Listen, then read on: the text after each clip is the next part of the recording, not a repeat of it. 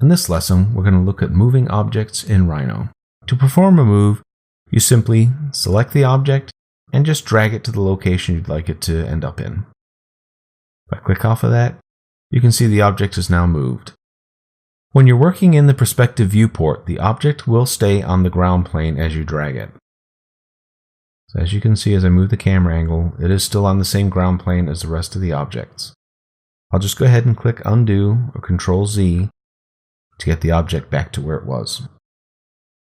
If I'm working in the perspective window and I'd like to move the object off of the ground plane, I can select the object and hold down the Control key and then drag the object up or down to move it above or below the ground plane. As you can see, as I move the camera, the object is now below the ground plane. Again, I'll hit Control Z to return that to normal. We can also go to our 4 views, select the same object, and then just drag it around in whatever viewport I'd like to move it visually. Whenever I'm moving an object in one of the orthographic viewports, it's only moving in 2 dimensions, so the object never moves towards or away from the camera when I'm in orthographic viewport. Let me go ahead and hit Control Z a couple of times to get that object back to where it originally started. And then enlarge the perspective viewport. And there we go, back to where we were. If I'd like to move an object with a little bit more control, Rhino has what is called O-snaps. And this is simply the button down here at the bottom of your screen.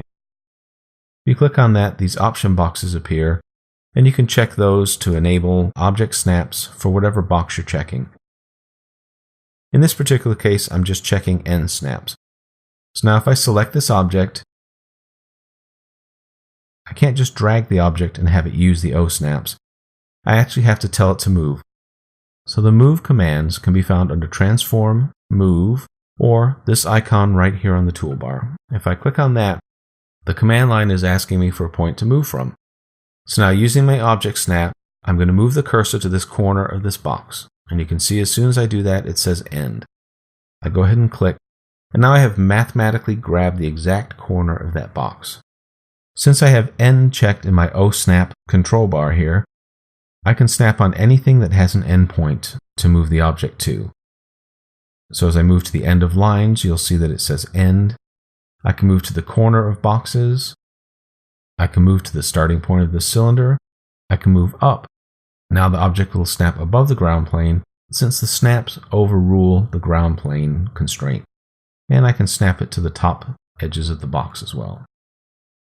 And now you can see if I move the view around, we are truly snapped right to the corner of that box. I'll go ahead and undo that.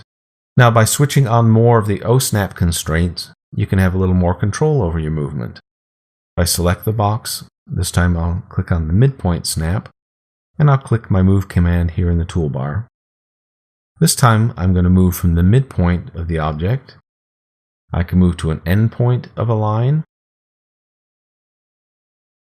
or I can move to the midpoint of another object, or I can move to the midpoint of a line. And let me undo that.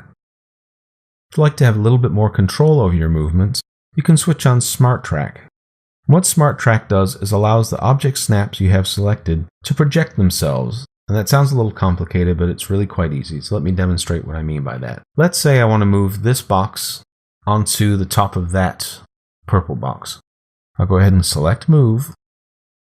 Let me change my view to Ghosted. It will make it a little easier to see what we're about to do. So I'll go ahead and float the cursor over the middle of the box until that midpoint snap turns light gray. Now that tells me I've got a midpoint snap. As you can see by this line, this light white line following the cursor, I have a smart track based off of that midpoint. And I can do the same thing over here on this side, and now that's changed white. If I move this cursor, you can see another smart track line coming off of this midpoint. If I move the cursor to the inside of the box, you can see the smart tracks still project, but now they overlap, and they show me where the intersection of that box is. I can click there, and I now know I've selected the center of that plane on the box.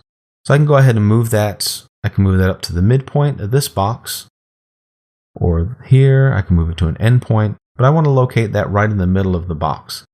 So since I've held the cursor here and I have the white points highlighted, showing that my smart track is on this purple box as well. So now as I move the green box across the top of the purple box, my two snaps will align, and I can just click release. So now the green box is aligned perfectly on the purple box. You undo. I can do the same thing with the cylinder. I'll just turn on my center snap, and I'll turn off my end snap. Select the cylinder, select move. Now if I put the cursor near the edge of the cylinder, you'll see it says center. And now it's going to move the cylinder by its center, so I can align to the midpoints on the purple box. And that cylinder is now placed directly on top of that purple box. I can move a line in the same manner as you would a solid object.